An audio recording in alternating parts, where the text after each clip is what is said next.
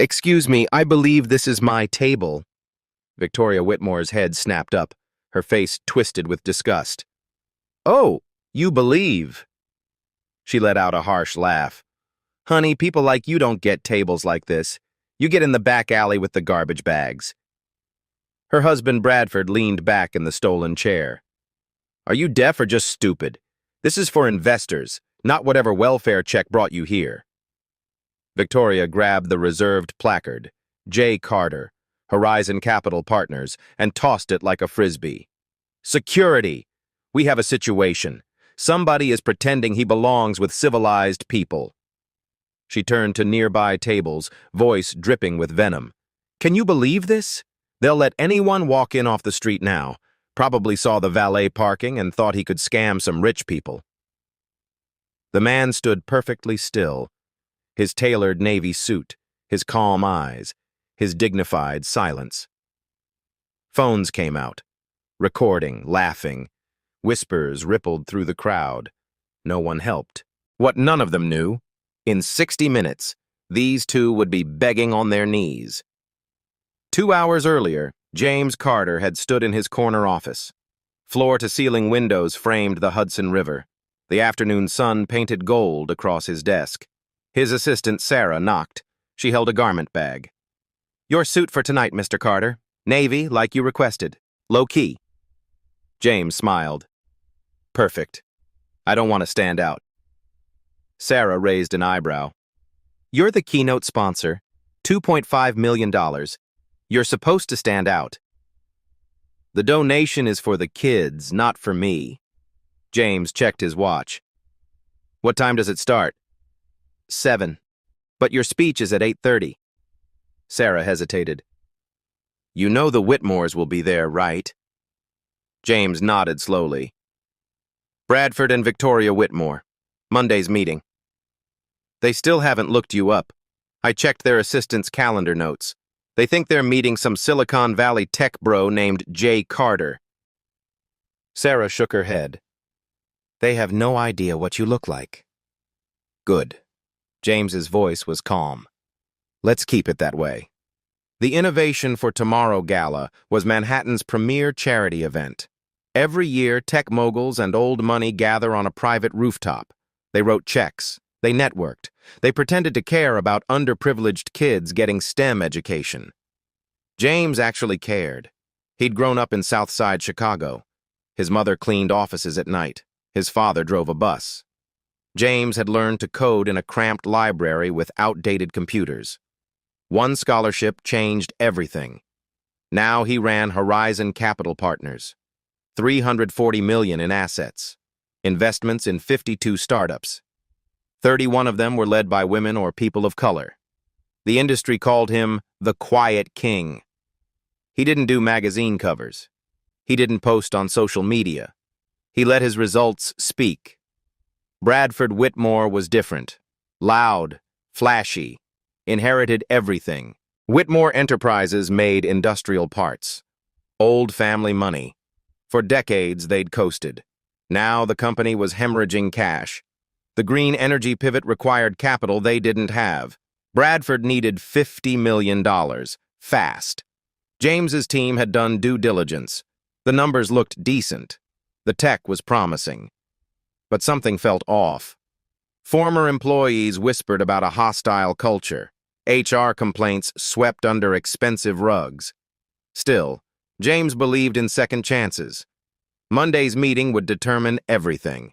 He slipped into the navy suit. Simple, elegant, no flashy tie, no designer watch visible, just quality fabric and quiet confidence. The drive to the venue took 20 minutes. James drove himself. No chauffeur, no entourage. The Apex Club rose 60 stories above Midtown. Its rooftop terrace was legendary. Tonight, string lights wrapped around white columns. A jazz quartet played near the bar. Waiters in crisp white jackets carried champagne trays. James pulled up to valet parking. A young attendant jogged over. His smile faded when he saw James.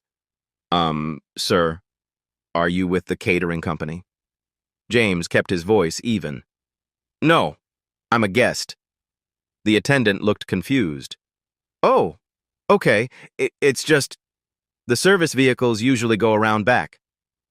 I'm not in service. James handed over his keys. James Carter. I should be on the list. The attendant checked his tablet. His eyes widened. Oh my God, I'm so sorry, Mr. Carter. I mean... It's fine. James tipped him $20. Happens all the time. Inside, the coat check attendant made the same assumption. The kitchen staff entrance is downstairs, honey. James showed his invitation. The woman's face went red. The pattern continued. A security guard asked for his employee badge. A socialite asked if he was with the entertainment.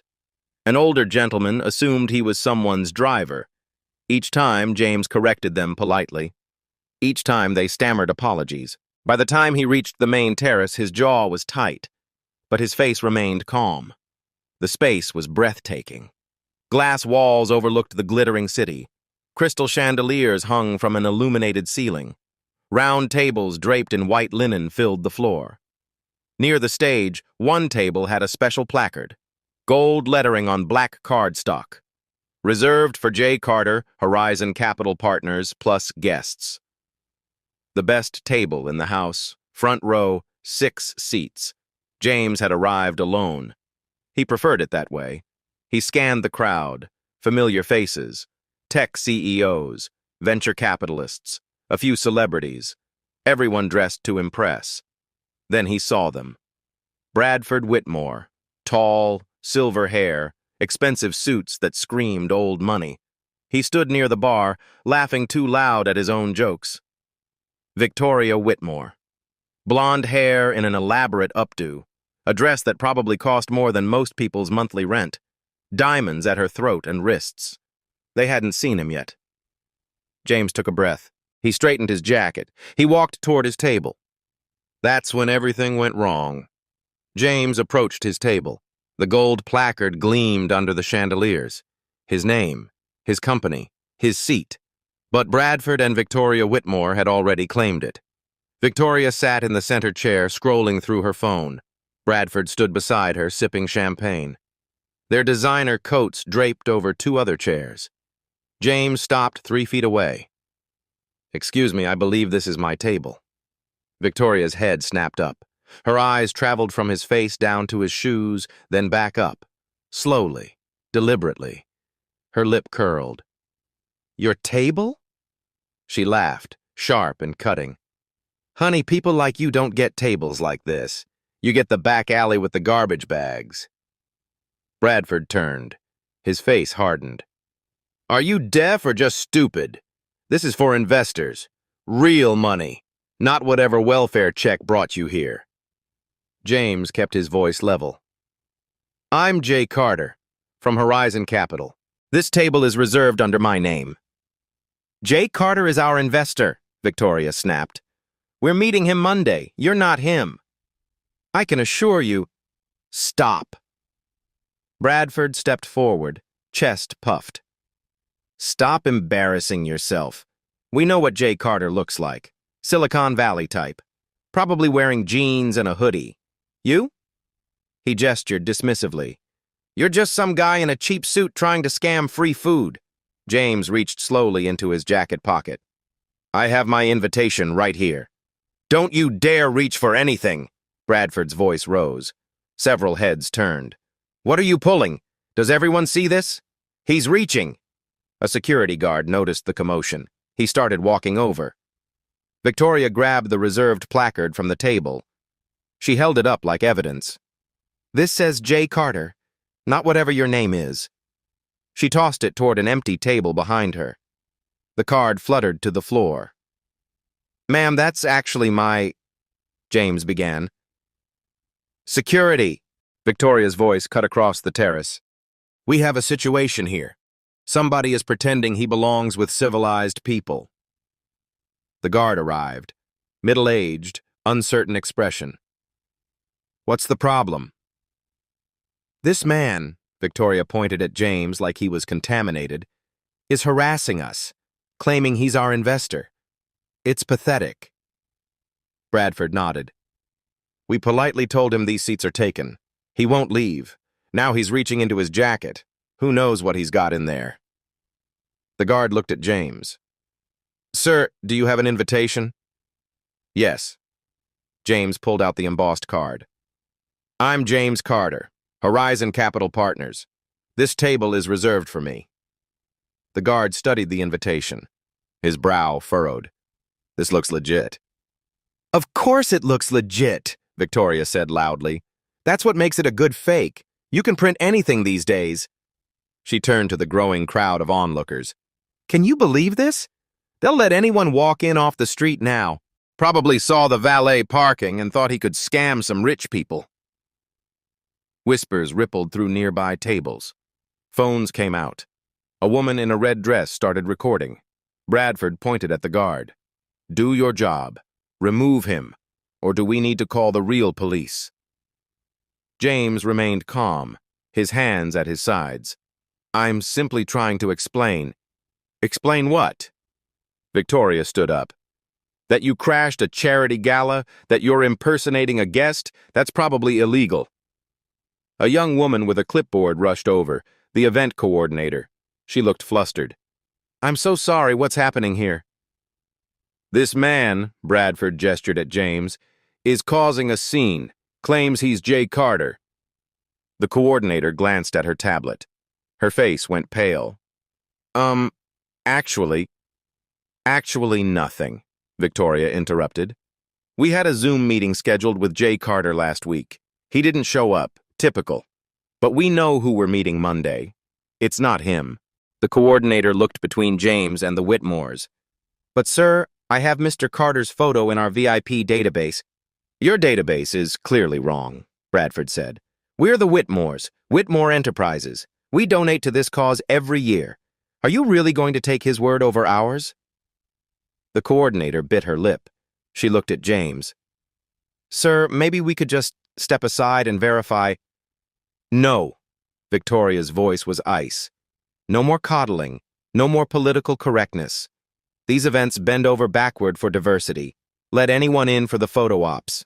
Well, I'm not playing along. She turned to the watching crowd. Her voice projected across the terrace. This is exactly what's wrong with these charity functions. Standards don't matter anymore. Heritage doesn't matter. They're so desperate to look inclusive that they let people like this walk right in. A man at a nearby table cleared his throat. Victoria, maybe... No, Charles. She cut him off. This matters. We built this country, our families, our contributions. And now we're supposed to just hand everything over? Just smile and pretend everyone belongs everywhere? Bradford nodded. She's right. There's a natural order. Some people earn their place at tables like this, others don't. Simple as that. James's jaw tightened, but his voice stayed quiet. I understand you're upset, but if you just look at the seating chart... Upset, Victoria laughed. I'm not upset. I'm protecting standards. Someone has to. She looked at the security guard. Last chance. Remove him. Or I'm calling 911 and reporting a threatening individual. Threatening? James's eyes widened slightly. I haven't threatened anyone. You reached into your jacket, Bradford said. That's threatening, and you refused to leave when asked. That's trespassing. The guard looked uncomfortable. Sir, maybe it's best if you just come with me. We can sort this out in the office. James met the guard's eyes. He saw the apology there. The man was just doing his job, or trying to. It's all right, James said softly. I'll step aside. Good, Victoria said. Finally. She sat back down in James's chair. She smoothed her dress. She picked up a champagne flute from the table like she'd won something. Bradford settled into the seat beside her. You have to be firm with these people, otherwise they walk all over you. James turned to the coordinator. May I speak with your director, privately? The coordinator nodded quickly. Of course, Mr. She caught herself. Of course. This way. As James walked toward the side of the terrace, he heard Victoria's voice carry. Finally, some peace. You have to stand your ground. That's what's wrong with this generation. No backbone. Bradford ordered another champagne. He raised his glass to the people at nearby tables. Some looked away. Others offered weak smiles. A woman in her 60s leaned toward her husband. "Did you see that?" Her husband whispered back. "Don't get involved, Margaret." At another table, a younger man pulled out his phone. He typed rapidly. His screen showed Twitter. The tweet was already posted. Watching a black man get ejected from a charity gala for not belonging. This is 2024, #Whitmore racism. The video clip from the woman in red had already been shared 40 times. James stood near the bar area. The event director arrived, breathless. Short, gray hair, glasses. "Mr. Carter, I am so sorry." James held up a hand. "It's not your fault, Ellen." "But they're sitting at your table. Your donation made this whole night possible." "I know." James's voice was quiet, steady. "But don't make a scene. Not yet." Ellen looked confused. "Not yet?" "Trust me." James glanced back at the Whitmores. They were laughing, toasting, victorious. Let them enjoy their moment. Ellen followed his gaze. Understanding slowly dawned on her face. Oh my. "What time is my speech?" James asked. 8:30, 20 minutes. James smiled. Small, controlled. "Perfect. Let's proceed exactly as planned." Ellen nodded, but her hands shook as she walked away. James stood alone near the bar. Other guests glanced at him, then quickly looked away. Uncomfortable, complicit. He took a slow breath. He thought about his mother. How many times had she been treated like this? How many rooms had told her she didn't belong? The difference was, she'd never had the power to respond. James did. And in 20 minutes, everyone in this room would know it. Victoria settled deeper into James's chair. She crossed her legs. Her stiletto heel bobbed with satisfaction. "Well, that was exhausting," she said to the woman at the next table. "But necessary. You have to protect standards. Otherwise, who knows what kind of people show up next?" The woman gave a tight smile. She didn't respond.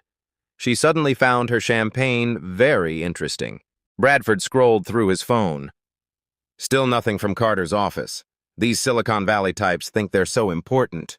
Make you wait. Make you beg. "When we finally meet him Monday," Victoria said, "you need to be firm. Don't let him lowball us. We're Whitmores. We don't grovel for money." Bradford nodded. 50 million is our minimum. If he can't do that, we walk. A waiter approached. Young, nervous. "Excuse me, Mr. and Mrs. Whitmore. The event director would like a word." Victoria waved him off like a mosquito. "Not now. We're networking." The waiter retreated quickly. Bradford raised his glass toward a man 3 tables over. "Henderson, did you see that? We just secured the best seats in the house." Henderson looked uncomfortable. He lifted his glass weakly. Then he turned back to his wife and whispered something. They both glanced toward the bar where James stood. Victoria didn't notice. She was checking her phone. Her eyes widened. Brad, look at this. Look." "What?" "My Instagram. Why do I have 73 notifications?" Bradford frowned. "Everyone probably wants to know about the party." Victoria scrolled. Her face went from confused to pale. No, this isn't. Brad, we're on Twitter." "So? We're always on social media." "Not like this." Her voice dropped. She showed him the screen. Bradford leaned in. His expression changed. "What the hell?" The top tweet had been retweeted 400 times in 10 minutes. It showed a photo of them at the table. The caption read, "Rich white couple throws black man out of charity gala." Says he doesn't belong with civilized people. This is disgusting. Hashtag Whitmore racism. Charity gala. Below it, a video clip. 15 seconds. Victoria's voice crystal clear. People like you don't get tables like this. You get in the back alley with the garbage bags. The view count climbed as they watched. 8,000. 10,000. 12,000. Bradford's jaw clenched. Who recorded that? Does it matter? Victoria's hands shook. Brad, the comments. She scrolled. Her face went whiter with each line. Absolutely vile behavior. This is what racism looks like in expensive dresses. The audacity of these people. Hope they lose everything. Victoria looked around the terrace. She noticed for the first time how many phones were pointed in their direction. How many people whispered behind their hands. This is bad, she whispered. It's fine. Bradford's voice was tight. It'll blow over. These things always do. But his hand gripped his champagne glass too hard. His knuckles were white. At the bar, James checked his own phone. His CFO, Sarah, had texted, I'm watching the live stream. Twitter is blowing up. Do you want me to pull the donation? James typed back, No, the donation stays. It's for the kids, not me. Sarah responded immediately. What about the Whitmore meeting Monday? James paused. His fingers hovered over the screen. Then he typed, Pull their due diligence files. All of them. I want every HR complaint, every lawsuit, every whisper. Send it to my email in 1 hour. Already on it, Sarah replied. James, you could destroy them. I don't want to destroy anyone, James typed. I want the truth. He pocketed his phone. He looked across the terrace at the Whitmores. They were huddled together now, phones out, scrolling frantically. The jazz quartet finished a song. Polite applause rippled across the crowd. The event coordinator took the stage. She tapped the microphone. Ladies and gentlemen, thank you so much for being here tonight. The crowd quieted. We'll begin our program shortly, she continued. Her voice wavered slightly. Before we start, I want to remind everyone why we're here. This gala supports STEM education for underserved youth. Every dollar raised tonight changes a child's life. She paused. She glanced toward James, then toward the Whitmores. Tonight's program celebrates breaking barriers, creating opportunities, and judging people not by assumptions but by character and contribution. A few people in the crowd shifted uncomfortably. More glances toward the Whitmores' table. Victoria felt the stares. Why is everyone looking at us? Bradford's phone buzzed, then again, and again. It's my brother, and my mother, and why is the board chairman calling me? He stood up.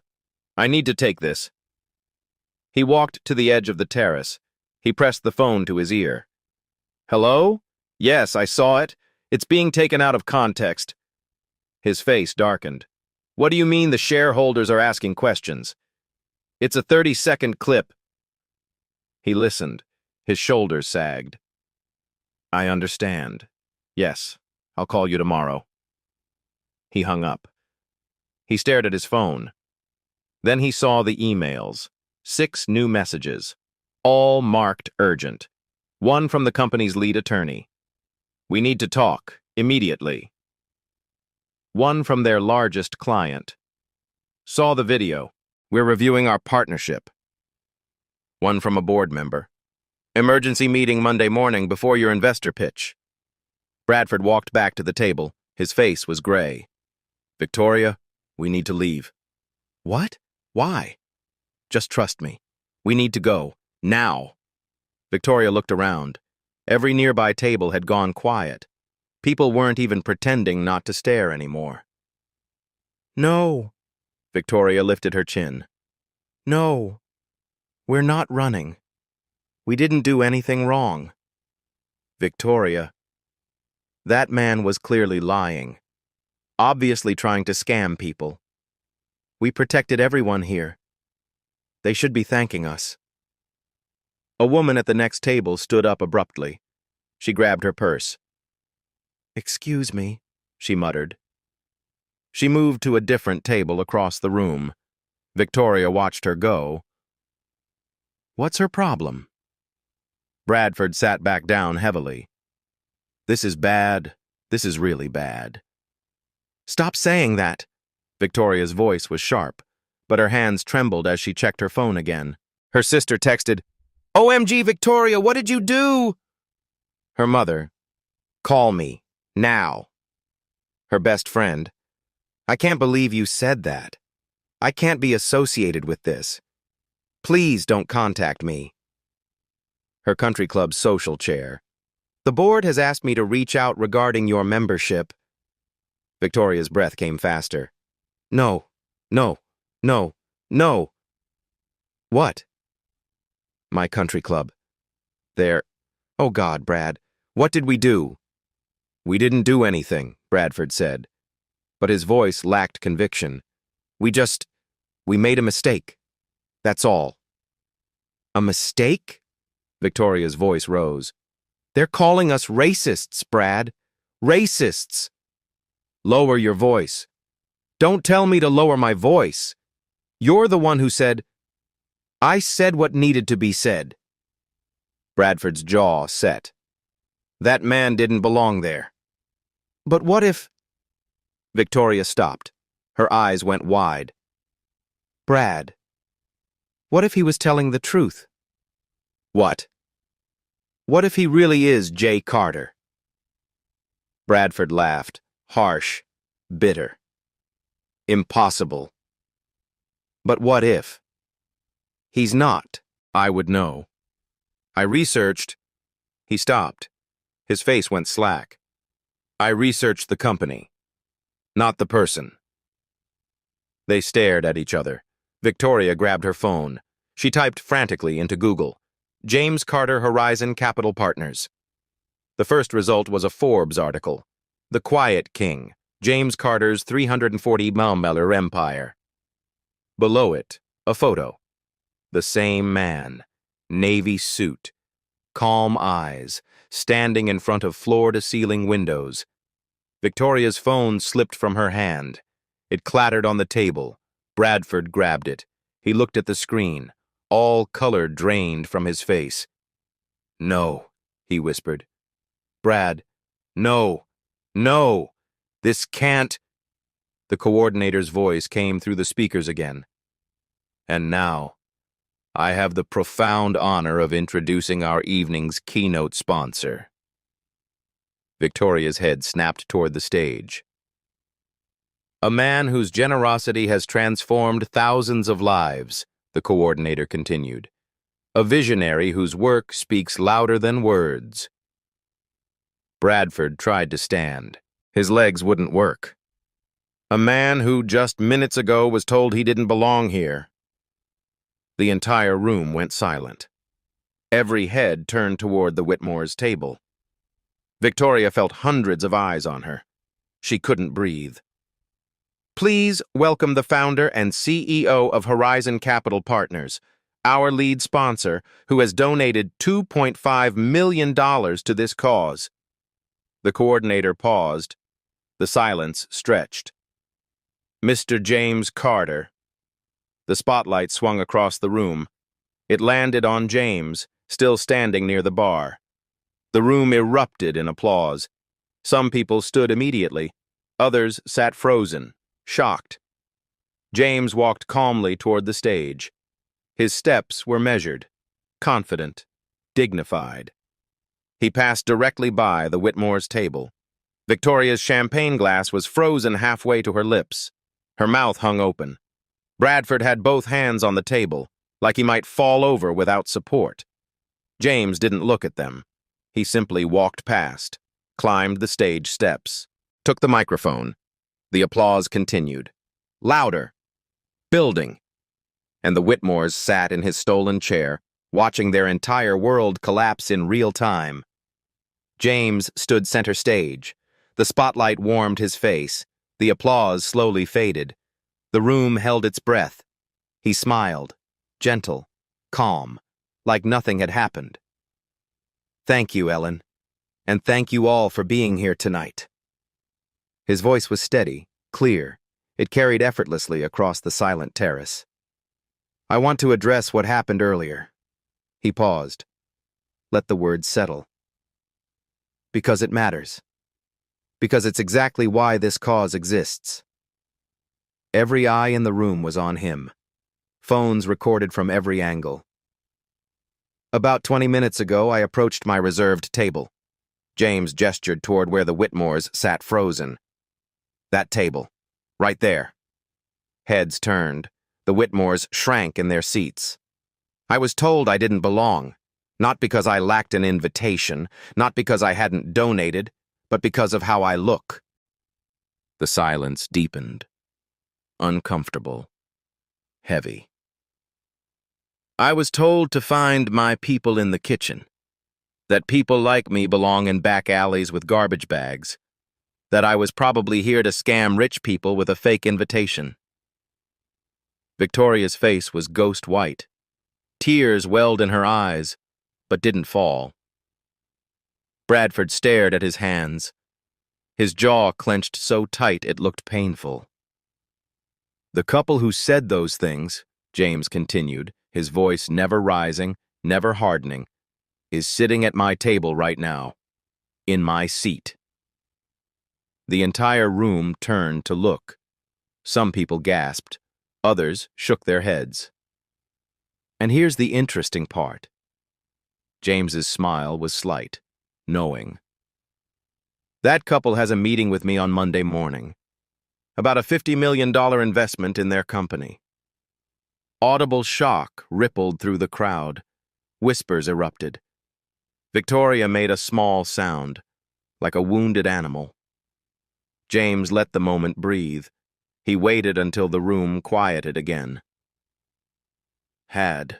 He said softly. They had a meeting. Past tense. The words landed like a hammer. Because I don't invest in people who see other human beings as less than human. I don't build partnerships with people who use their privilege as a weapon. I don't do business with racists. The applause started small. 1 person, then 5, then 50. Then the entire room stood. Thunderous, sustained. James waited, his hands clasped in front of him. Patient. When the applause finally ebbed, he continued. Some of you are wondering if I'm being too harsh, if maybe it was just a misunderstanding. He shook his head. It wasn't. You all heard what was said. Many of you recorded it. Those words weren't accidental. They revealed a world view. He looked directly at the Whitmores now. Victoria was crying openly. Bradford's face was buried in his hands. I'm not angry, James said, and his voice made it true. I'm disappointed. Because in 2024, in spaces dedicated to progress and opportunity, this still happens. Every single day. He turned back to the broader audience. But tonight isn't about them. It's not about me either. It's about 10,000 students who will receive STEM scholarships because of your generosity. It's about breaking real barriers, not perpetuating old ones. More applause. Gentler this time. Respectful. So please, James gestured to the Whitmores' table. Don't let this moment distract from the real work. Let it teach us. Let it remind us to see people, not assumptions, not stereotypes. People. He set the microphone back in the stand. He nodded to Ellen, then he walked down the stage steps. The coordinator rushed to the Whitmores' table. Her face was stern, professional. Mr. and Mrs. Whitmore, she said quietly, but not quietly enough. You need to leave, immediately. Victoria looked up. Mascara streaked her cheeks. Please. We didn't know, we didn't. Now, Ellen said. Security will escort you. 2 guards appeared. The same middle-aged man from earlier, plus a younger colleague. Bradford stood on shaking legs. Can't we just... We need to apologize. You need to leave, the coordinator repeated. You're no longer welcome here. The walk to the exit was endless. Every table they passed fell silent. Guests pulled back like they might be contaminated. A man in his 70s, someone Bradford had known for 20 years, turned his entire chair away. Victoria's sobs echoed across the marble floor. Bradford kept his eyes straight ahead. His face was stone, but his hands trembled at his sides. When they reached the elevator, Victoria turned back. The entire terrace was visible from there. Hundreds of people, all watching them leave. James stood near the stage, talking quietly with Ellen. He glanced their way once. His expression wasn't triumphant. It wasn't angry. It was sad. The elevator doors closed. Victoria collapsed against the wall. "What have we done? Oh God, Brad, what have we done?" Bradford said nothing. He stared at his reflection in the polished doors. He didn't recognize the man looking back. The elevator descended 60 floors. Each floor felt like a year. When the doors opened to the lobby, camera flashes exploded. News crews, reporters. They'd already arrived. "Mr. Whitmore, do you have a comment on the video?" "Mrs. Whitmore, do you regret your words? Is it true you lost a $50 million investment?" Bradford pushed through the crowd. His hand gripped Victoria's arm too tight. She stumbled in her heels. They burst through the front doors into the cool night air. The valet brought their car, a Tesla, pristine white. Bradford didn't tip. He just grabbed the keys and drove. Victoria cried the entire way home. Bradford said nothing. His phone buzzed continuously. Emails, texts, calls, all marked urgent. He didn't look at any of them, because he already knew. In 30 seconds of assumptions and cruelty, they'd lost everything. And the man they'd insulted had barely raised his voice. The Whitmore's car screeched into their driveway at 9:47. Their Westchester mansion loomed dark and empty. Usually it felt like a castle. Tonight, it felt like a tomb. Victoria stumbled inside. She kicked off her heels. They clattered across marble floors. She collapsed on the couch in the sitting room. Bradford went straight to his study. He poured scotch with shaking hands. 3 fingers. He downed it. Poured another. His phone had 93 unread messages. He opened the first email. From the company's head of legal. "Bradford, we need to discuss the video immediately. Shareholders are calling for emergency action. Several clients have expressed concerns. Call me tonight, no matter what time." The second email, from their largest manufacturing client. "We've reviewed the footage from tonight's event. Effective immediately, we're suspending our contract pending further review. We cannot be associated with this kind of behavior." That contract was worth $8 million annually. Bradford's hand tightened around his glass. Third email, from a board member. "I've known your family for 30 years. I'm ashamed. Emergency board meeting scheduled for Monday, 7 a.m. Your attendance is mandatory. Come prepared to explain yourself." Fourth email, from their bank. "In light of recent public events, we need to schedule a meeting to discuss your outstanding loan covenants and credit facilities." Bradford stopped reading. His vision blurred. In the sitting room, Victoria's phone wouldn't stop buzzing. She finally looked. Her mother. "Victoria Ann Whitmore, call me this instant. How could you embarrass this family?" Her sister. "Mom is having chest pains. The doctor says it's stress. This is your fault." Her best friend, Melissa. "Don't contact me again. I can't be seen with you. I have a reputation to protect." The Country Club. "The membership committee has convened an emergency session. Your presence is requested Thursday at 10 a.m. to address your continued membership status." Her charity board positions. 3 emails, all variations of the same message. "We're asking for your resignation, effective immediately." Victoria's hands shook so badly she dropped the phone. It bounced off the couch onto the floor. She walked to Bradford's study. He sat behind his mahogany desk, his head in his hands, an empty scotch glass beside him. Brad. Her voice was small, broken. What are we going to do? He didn't look up. I don't know. Can't we apologize? Explain it was a misunderstanding? A misunderstanding? His laugh was bitter. Victoria, there are 12 different videos, from 12 different angles, high definition, perfect sound. You told a man he belongs in an alley with garbage. I didn't mean, it doesn't matter what you meant. He finally looked at her. His eyes were red. Don't you understand? It doesn't matter. The words came out of your mouth, in front of hundreds of people, and it's everywhere now. Victoria sank into the chair across from him. Can we sue? For defamation or something? Sue who? For what? Posting our own words? Silence stretched between them. Bradford's phone rang. He looked at the screen. It's Carter's office. Victoria sat up straight. Answer it. Maybe we can fix this. Bradford answered, put it on speaker. Hello? A woman's voice. Cold. Professional.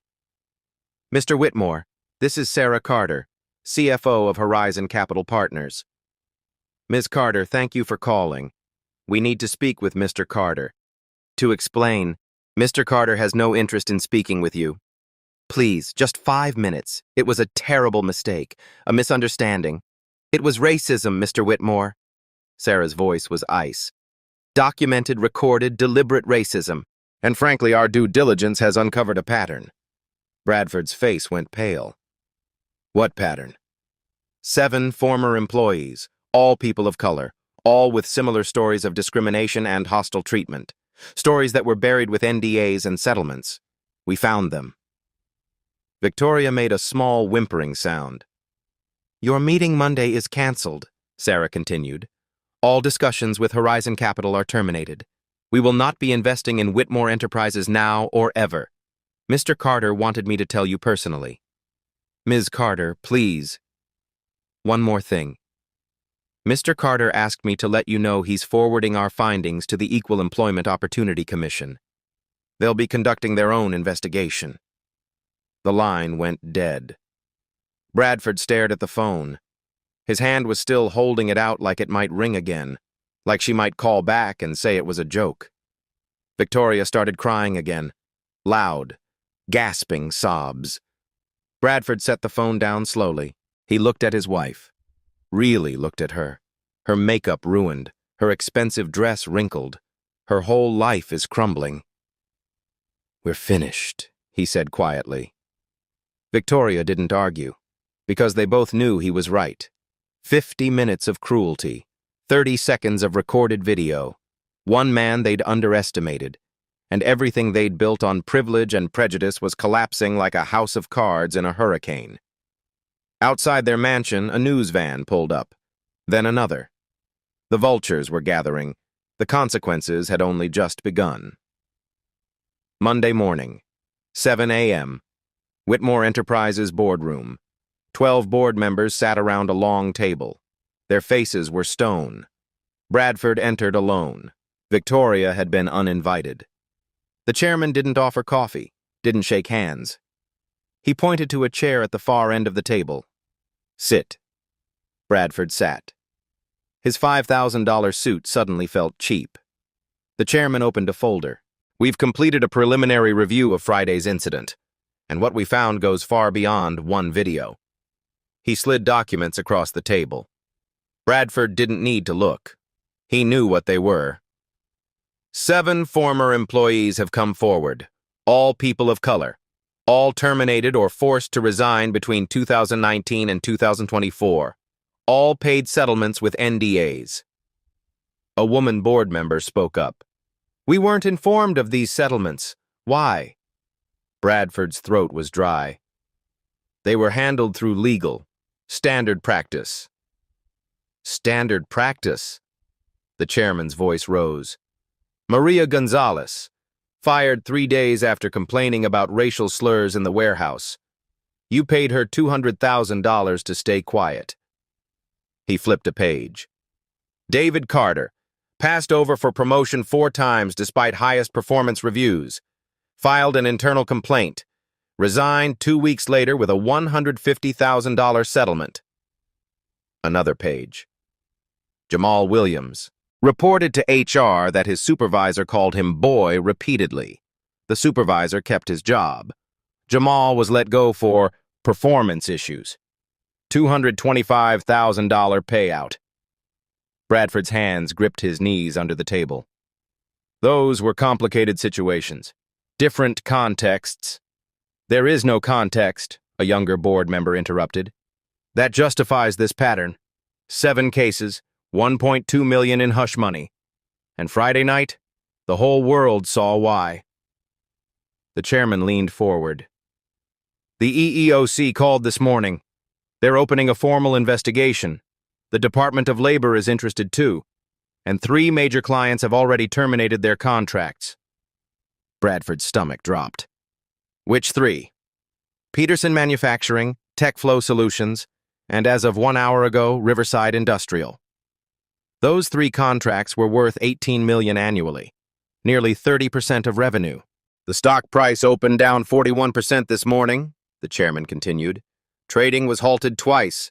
Shareholders are threatening lawsuits, and the media is camped outside our headquarters. He closed the folder. This board votes to remove you as CEO effective immediately. You'll retain a seat on the board for now, but 0 operational authority. Bradford shot to his feet. You can't do this. My family built this company. Your family built it. You destroyed it. The chairman stood too. One more thing. Victoria is banned from all company events, properties, and communications. If she shows up, security will remove her. The meeting was over. Bradford walked through his former office, past his assistant's desk. She wouldn't meet his eyes. Past executives who suddenly had urgent phone calls. Past the lobby where his grandfather's portrait hung. Outside, reporters swarmed. Mr. Whitmore, how do you respond to the racism allegations? He pushed through without comment, got in his car, drove home in silence. That afternoon, CNN ran a special segment. The Cost of Prejudice, How One Viral Video Exposed Corporate Racism. They interviewed James Carter. He sat in his office, calm, measured. Mr. Carter, some say you overreacted. It was just words. James looked directly at the camera. Words reveal beliefs. Beliefs drive actions. Those actions affect real people's lives. This wasn't about a stolen seat. It was about a system that protects people like the Whitmores while punishing people who look like me. What about forgiveness? I believe in forgiveness. But I also believe in accountability. They didn't just insult me. Our investigation found years of discriminatory behavior, employees silenced with money, complaints buried. That's not a mistake. That's a pattern. The segment went viral. 8 million views in 2 days. By Wednesday, 3 more Whitmore employees came forward. Current employees. No NDAs to silence them. I heard Mr. Whitmore say he wouldn't promote those people to management. He thought his office door was closed. It wasn't. Mrs. Whitmore came to the Christmas party last year. She told a black employee his cologne smelled urban, then asked if he was related to the valet. The company has diversity training on paper, but Mr. Whitmore called it virtue signaling nonsense in a staff meeting. Friday morning, a law firm held a press conference. 7 former employees stood together. United, strong, their attorney spoke. We're filing a class action lawsuit against Whitmore Enterprises for systematic racial discrimination, hostile work environment, and wrongful termination. We're seeking $15 million in damages. A reporter asked, "Why come forward now?" Maria Gonzalez stepped to the microphone. "Because I watched that video. I saw Mr. Carter treated exactly how they treated me. And I realized, my NDA doesn't matter anymore. The truth matters." The lawsuit was filed that afternoon. By Monday, 2 weeks after the gala, Whitmore Enterprises was hemorrhaging. Stock down 62%. 8 major clients are gone. 3 suppliers demanding cash up front instead of credit terms. The bank calling in loans. Bradford sat in a conference room with bankruptcy attorneys. You have two choices, the lead attorney said. Chapter 11, reorganization, or Chapter 7, liquidation. What's the difference? Chapter 11, you might save part of the company. Chapter 7, you sell everything and walk away. Bradford stared at the wall. His grandfather had started this company in 1952. 72 years, 3 generations, gone in 2 weeks. We'll file Chapter 11, he said quietly. At home, Victoria faced her own reckoning. Thursday morning, the country club, 10 a.m. She sat before a membership tribunal. 5 people she'd considered friends. They wouldn't look at her. Mrs. Whitmore, the club president said, your behavior at the charity gala violated our code of conduct, specifically our values of respect, dignity, and inclusion. Victoria's voice shook. I've apologized. I've donated to racial justice organizations. What more can I do? Your membership is revoked, effective immediately. Your resignation from all club committees is accepted. You have 48 hours to remove your personal items from your locker. Victoria stood. You're all hypocrites. Half of you have said worse at this club. Behind closed doors. I just got caught. The president's expression hardened. Then perhaps that's the lesson. Racism flourishes in silence. You brought it into the light, and now we all have to answer for it. Victoria left the club for the last time. She'd spent 15 years networking there, building her social calendar, establishing her status. It meant nothing now. That evening, James Carter gave a speech at Columbia University, Business School auditorium, packed with students. Some of you saw the video from the gala, he said. Some of you think I destroyed 2 people's lives. Silence. Here's what I actually think. I revealed what was already there. Racism existed long before I arrived at that table. My presence just made it visible. A student raised her hand. Do you regret how it turned out for them? James considered the question. I regret that it took public humiliation for accountability to happen. I regret that 7 employees suffered in silence because they had less power than I do. I regret that this story is remarkable instead of routine. He paused. But do I regret standing up? Do I regret pulling back the curtain? No. Because silence protects abusers. Visibility protects victims. The auditorium erupted in applause. Outside, the Whitmores watched the live stream from their darkened living room. They'd lost the company. The mansion was in foreclosure. Their so-called friends had vanished. But watching James Carter speak with dignity and purpose, that was the real consequence. They'd had the chance to work with greatness, to learn from it, to be elevated by it. Instead, they'd chosen contempt. And contempt had taken everything. 6 months later, James Carter stood in his office. Same view, same skyline, different world. 2 teenagers sat across from him. Destiny from the Bronx, Marcus from Southside Chicago, both scholarship recipients. My mom cleans offices at night, Destiny said. She always told me education was the way out. This scholarship, it's everything. Marcus nodded. I want to build apps for our neighborhoods, better transit, job connections, real solutions. James smiled. You're why I do this. Not the investments, not the returns. You. We saw the video, Mr. Carter, Destiny said quietly. What they did to you. That night taught me something, James replied. Dignity isn't about how people treat you. It's about how you respond. Marcus asked, Did you forgive them? I believe in consequences. They chose cruelty. Now they're learning what that costs. James walked to the window. But I don't celebrate anyone's downfall. The truth was simple. Bradford Whitmore managed a hardware store now. Victoria worked as a dental receptionist. 2-bedroom apartment, bus routes, discount grocers, anonymous. The same invisibility they'd tried to impose on James.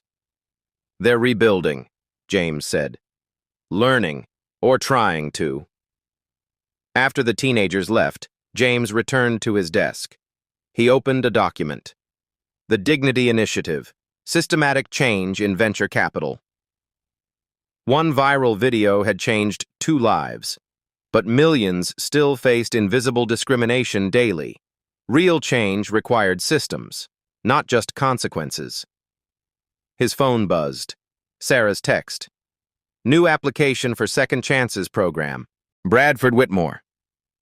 James stared at the screen. He'd created the program for people rebuilding after mistakes, even people like Bradford. He typed back, review his application like anyone else's. If he's genuinely committed to change, consider it. Because consequences without redemption weren't justice, they were revenge. James looked at the photo on his desk. His mother, smiling in her church clothes. She died 2 years ago. Never saw his success. But she'd taught him everything. See the person, Jamie, she'd say. Not their job, not their money, the person. He'd been seen that night. Finally. Completely. Not by the Whitmores. By everyone watching. By teenagers like Destiny and Marcus. By people who'd been invisible their whole lives. That was the real reversal. Visibility versus invisibility. James opened Twitter, typed one final thought. 6 months ago, I was told I didn't belong. Today, I'm funding 200 students who've been told the same. Change doesn't start with viral videos. It starts with daily choices. See people, all people. Choose dignity. Every time. He hit post, then closed the app, turned off his phone, got back to work. Because revenge was momentary. Justice was built one choice at a time, one scholarship, one opportunity, one act of seeing someone society taught you to ignore. The Whitmores lost everything trying to make him invisible, and in doing so, they'd made him, and everyone like him, impossible to ignore. That was the real consequence, and the real hope. Final question for you. What if James Carter hadn't been a millionaire? What if he'd been exactly who the Whitmores assumed, someone without power or status? Would the story still matter? Would you still care? Think about it, because that's the person you'll meet tomorrow, on the bus, at the store, in line for coffee.